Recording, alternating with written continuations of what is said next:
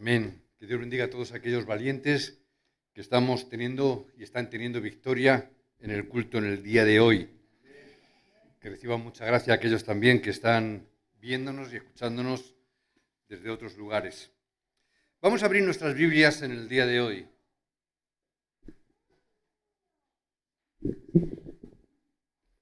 En el libro de Lamentaciones, en el capítulo 4, Lamentaciones lo escribió Jeremías, por lo tanto se encuentra detrás del libro de Jeremías, para aquellos que a lo mejor no están muy acostumbrados a este libro o a esta lectura. Lamentaciones capítulo 4, vamos a leer los primeros 4 versículos. Dice así la palabra del Señor, 4 del 1 al 4.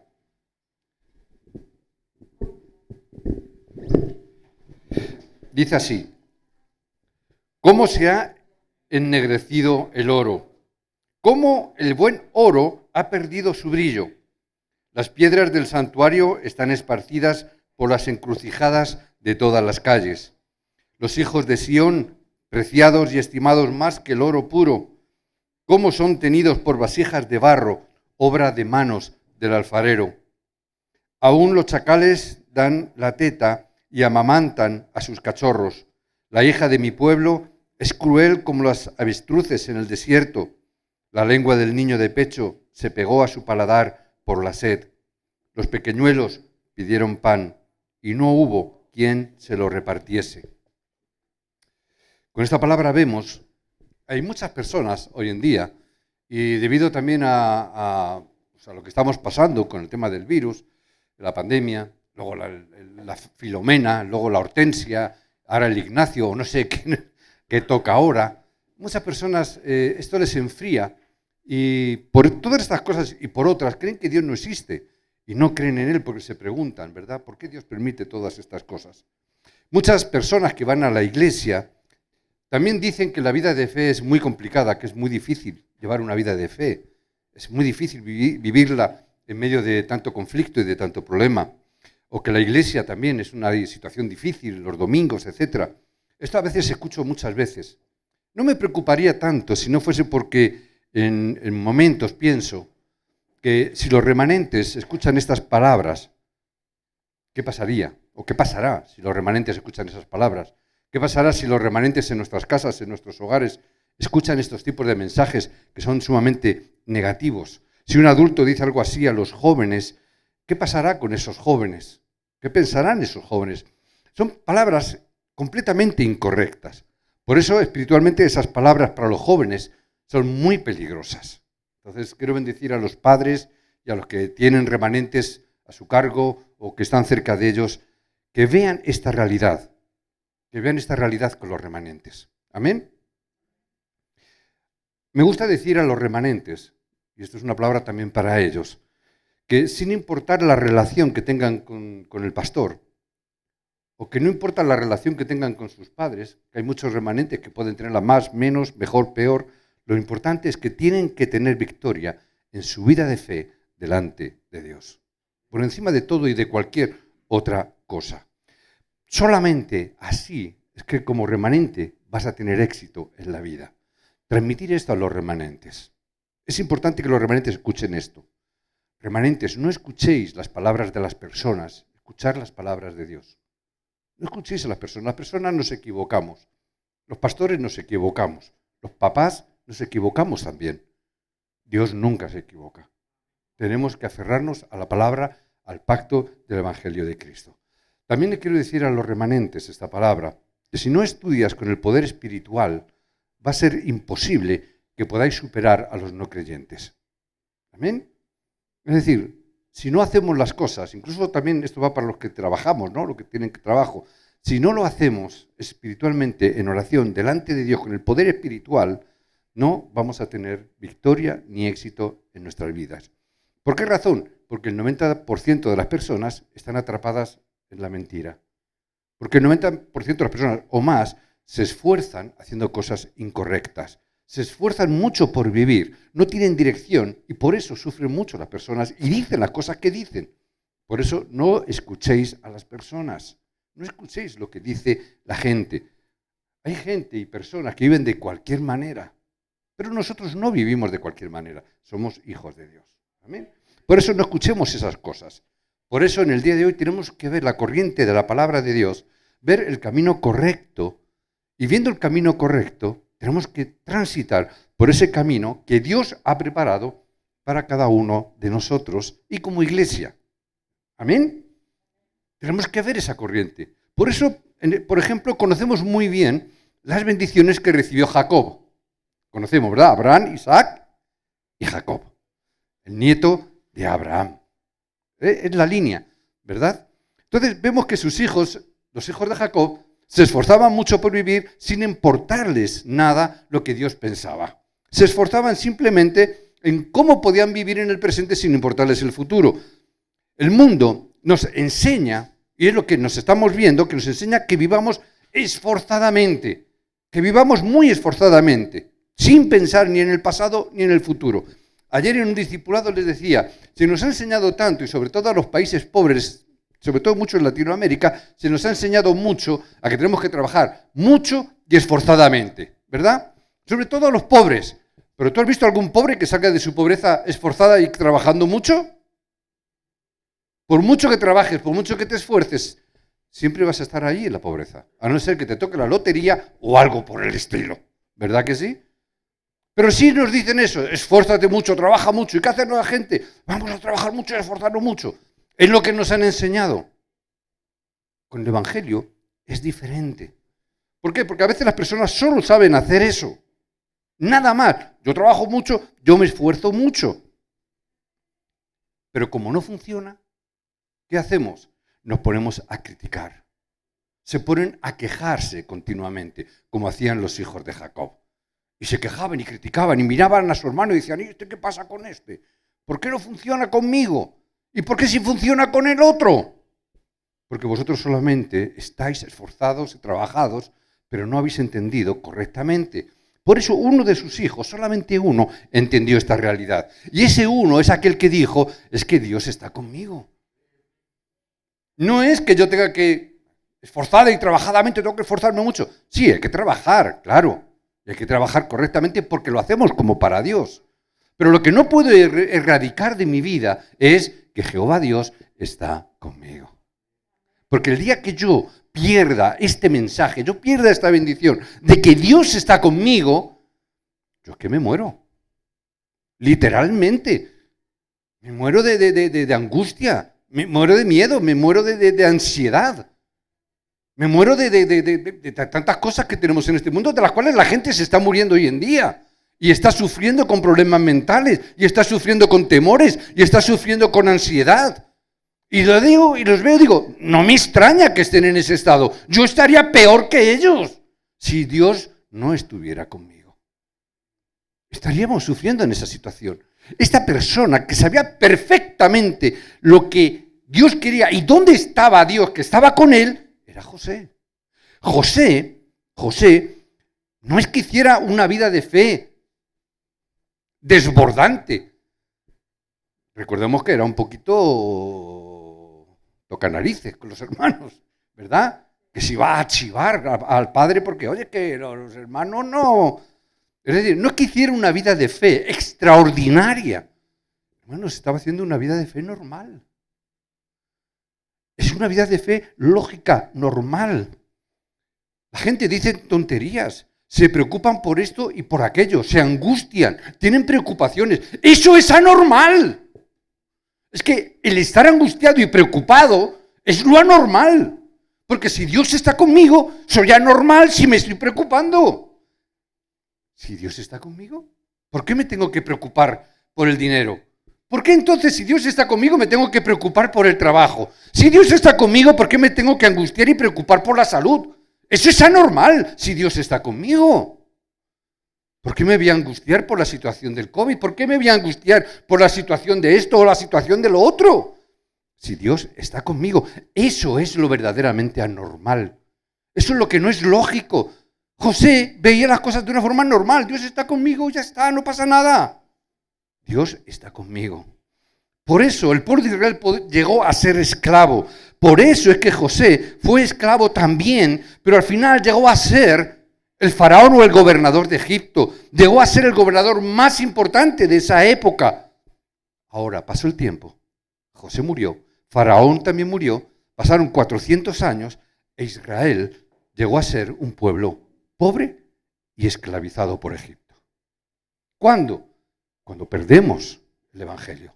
Cuando perdemos que Dios está con nosotros, cuando dejamos de creer y empezamos a angustiarnos, a preocuparnos y a ver las cosas de una forma esforzada y haciendo o queriendo hacer las cosas con mi esfuerzo y con mi lucha. Y dejamos de creer que Dios está con nosotros y dependemos de nuestro esfuerzo. Y caemos ¿en dónde? En la esclavitud. Y por eso Dios en ese momento tiene que levantar a Moisés. Tiene que levantar a un libertador, tiene que levantar a Moisés y le tiene que llevar a los 80 años a que descubra cuál era la misión que Moisés tenía desde que antes de que naciera, donde juntó a un hombre de la tribu de Leví con una mujer de la tribu de Leví para levantar un libertador. Moisés a los 80 años entendió la misión, que la misión no era en estar en Egipto, ese era el proceso. Que la misión no era estar 40 años en el desierto de Madián. Esa no era la misión, eso era el proceso. Ni lo uno ni lo otro era ni lo bueno ni lo malo. Nosotros lo catalogamos así. Qué bueno que soy gobernador o qué malo que estoy en el desierto. No, las dos cosas son parte del mismo proceso. ¿Para qué? Para que tú llegues el día de mañana y seas un libertador en tu pueblo, en tu campo y en tu nación. Dios levanta, ¿para qué? Para liberar al pueblo de Israel de la esclavitud de Egipto. Moisés sabía lo que tenía que hacer, había escuchado el Evangelio, había escuchado de Abraham, de Isaac y había escuchado de Jacob y por supuesto habría escuchado de José, por cuanto su madre, de la tribu de Leví, le había enseñado todas las cosas. Por eso no tenía nada más que hacer que entender y mediante el poder de Dios, ver que lo que su obra era sacarles de la esclavitud de Egipto. Por eso fue a Faraón y le dijo, no le dijo vamos a marcharnos, no, dijo primero, y aquí siempre tenemos que ver una prioridad que Dios siempre pone. Lo primero que Dios hace, ¿qué es? Restaurar el culto. ¿Queremos los milagros? Sí, vamos a restaurar el culto. ¿Queremos ver la obra de Dios? Vamos a restaurar el culto. Amén.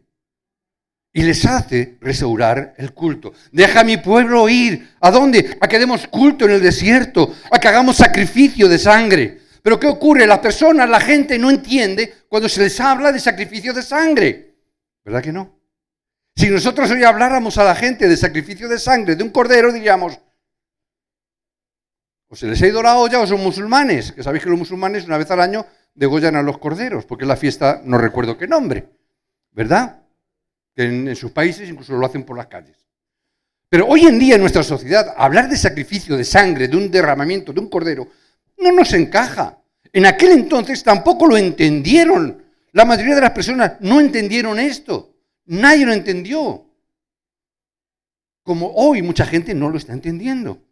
Personas importantes de la época no lo entendieron, no sabían lo que era la sangre. El faraón no sabía lo que era la sangre. Pensaban que estaban locos.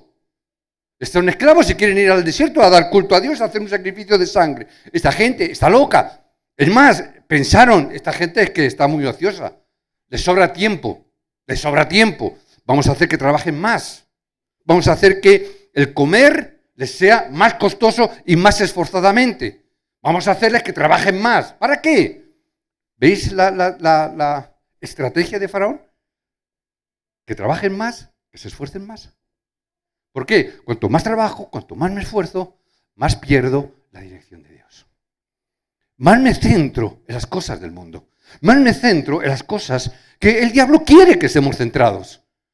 Que hagan ladrillos. ¿Nosotros qué hacemos? Hacemos nuestros ladrillos. Hacemos nuestras normas, nuestras cosas. Esfuérzate, vamos a trabajar.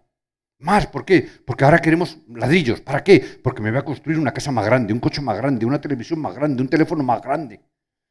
Y empezamos a invertir nuestra vida. Y empezamos a invertirla, a condenar nuestra vida, a dejar que el diablo gobierne nuestra vida a través de nuestro esfuerzo y de nuestro trabajo. Nos tiene atados. Es que esfuerzo mucho y no puedo ir al culto. Es que trabajo tanto que no puedo dar culto a Dios. Es que estoy tan cansado cuando llego a casa que no puedo dar el culto a Dios.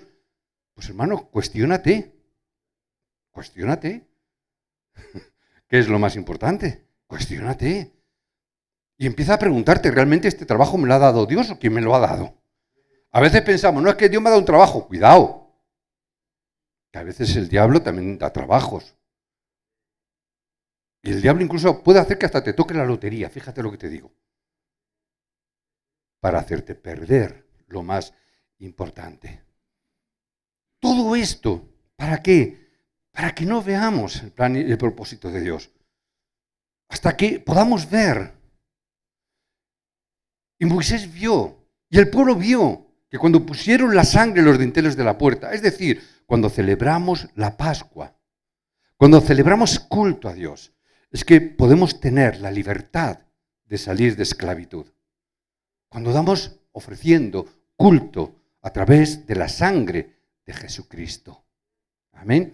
Por eso decimos siempre que empiece el culto y no se nos olvida los que presiden. Damos culto en espíritu y en verdad. ¿La verdad quién es? Cristo. Lo hacemos en espíritu y en verdad lo hacemos en el nombre de Cristo, porque Cristo es nuestro derramamiento de sangre para dar culto a Dios. Si no hay derramamiento de sangre, no hay culto. ¿Es religión o es otra cosa? Amén. Por eso Caín mató a Abel. ¿Por qué? Porque Caín estaba haciendo culto, pero no había derramamiento de sangre. No es que fuese malo la persona, no había entendido. Tiene que haber derramamiento de sangre. Por eso Caín mató a Abel. La envidia, porque su culto o su ofrenda no fue aceptada delante de Dios. Significa, no podemos dar culto como nosotros queremos. No es a nuestra forma, no es a mi manera. Es a la manera de Dios. Amén. No pasó mucho tiempo y vino otra vez muerte y destrucción a Israel. Esos son lo que llamamos las lamentaciones de Jeremías, cuando llegó a Babilonia. Y lo ponemos así, las lamentaciones o lamentos de Jeremías. Viendo a los remanentes, tenemos que tomar en el pacto en el día de hoy, para que nuestros remanentes no caigan en cautiverio. Oremos por nuestros remanentes, que no tengan que pasar por estas circunstancias. Amén. ¿Por qué Jeremías dio esas profecías? ¿Por qué esa persona tan extraña? ¿Por qué siempre este hombre dice cosas tristes? ¿Por qué se le llama el profeta llorón? Que así se le denomina en teología. El profeta llorón, Jeremías, siempre contando cosas tristes. Pero todo lo que Jeremías profetizó, todo se cumplió. Amén. Todo se cumplió. Fue como Dios dijo. A veces vienen a nosotros dificultades, conflictos. A veces incluso puede venir persecución, sufrimiento.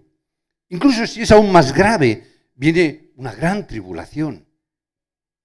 Incluso crisis o la muerte.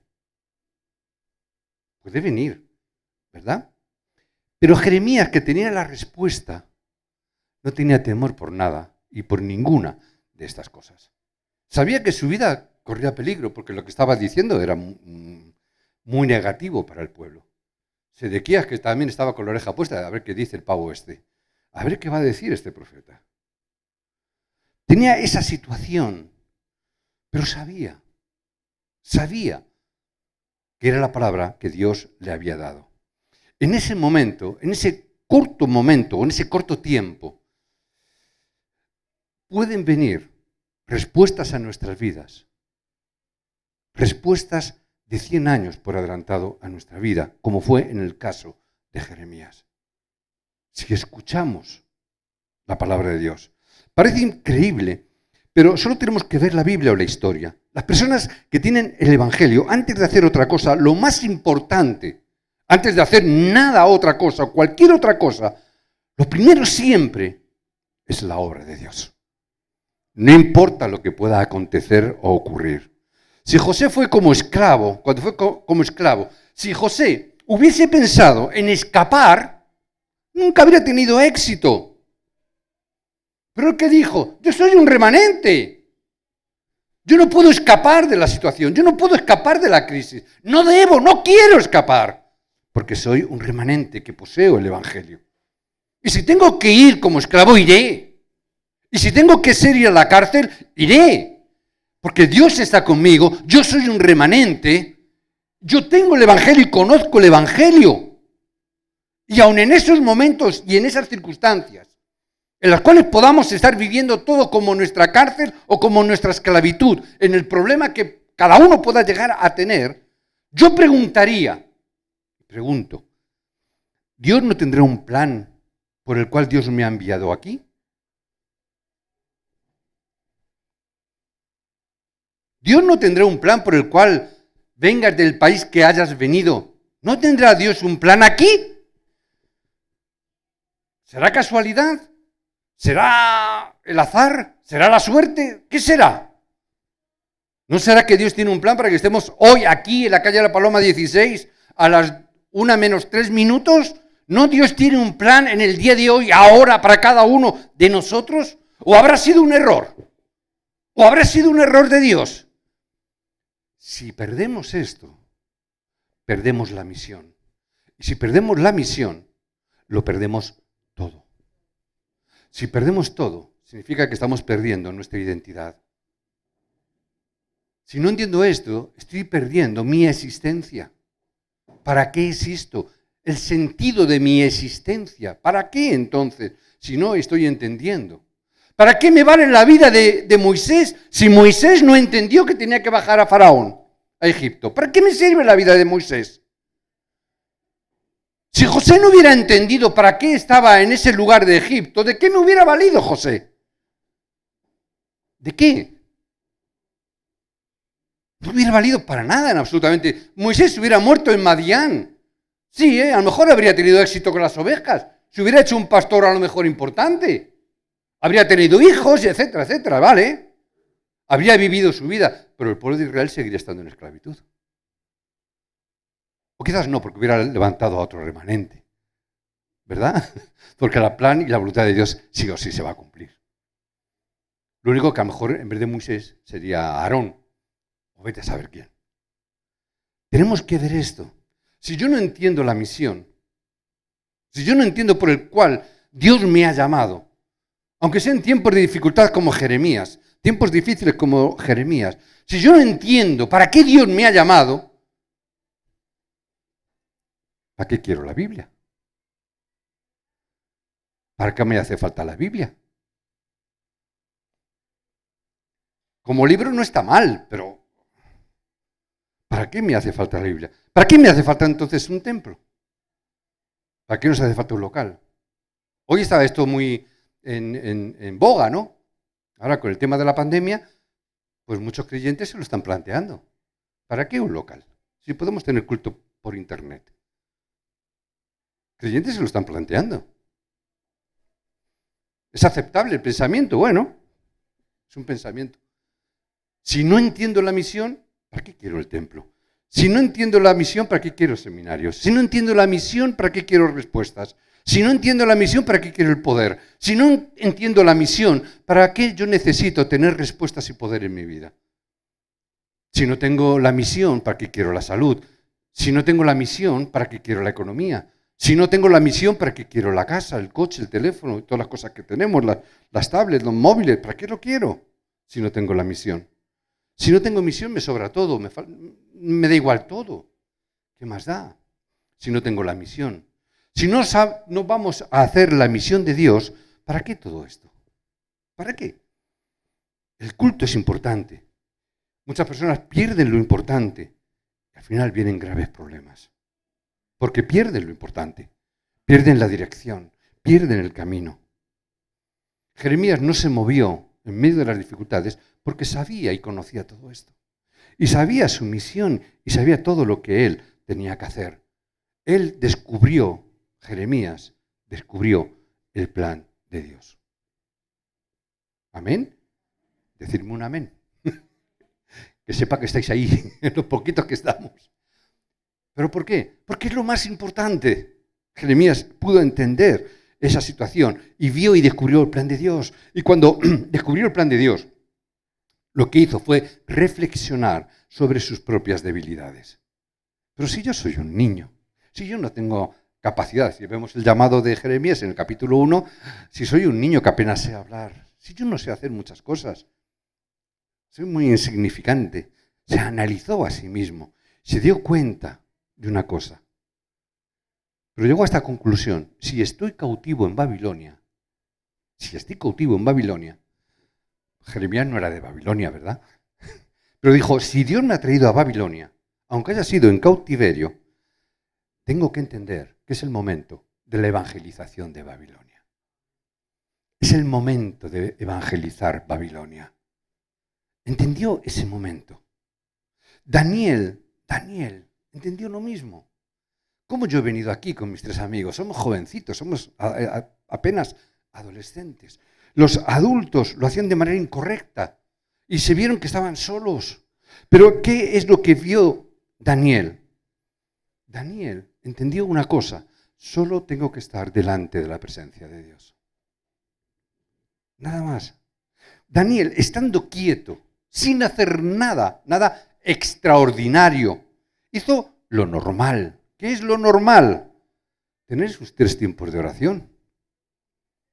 ¿No es normal eso o es, claro, a lo mejor para nosotros puede ser muy extraordinario porque no estamos acostumbrados?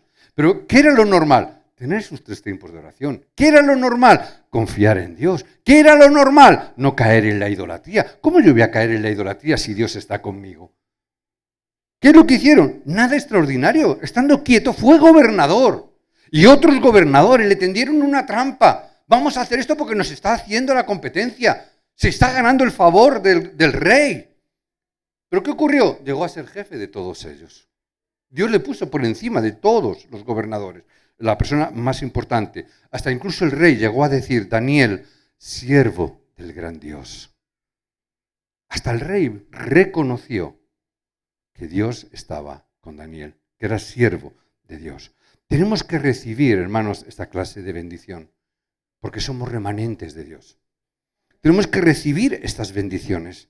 Si tomamos el pacto y estamos esperamos que Dios cumpla su palabra dentro del plan absoluto de Dios, yo voy a esperar como Sadrach, Mesach y Abed-Negó. No importa que tenga que pasar por el horno de fuego, porque si Dios quiere, no me pasará nada. Y si no, pues moriré en el horno de fuego. Pero ese será el plan de Dios. Y yo daré gloria a Dios porque el plan de Dios se cumple.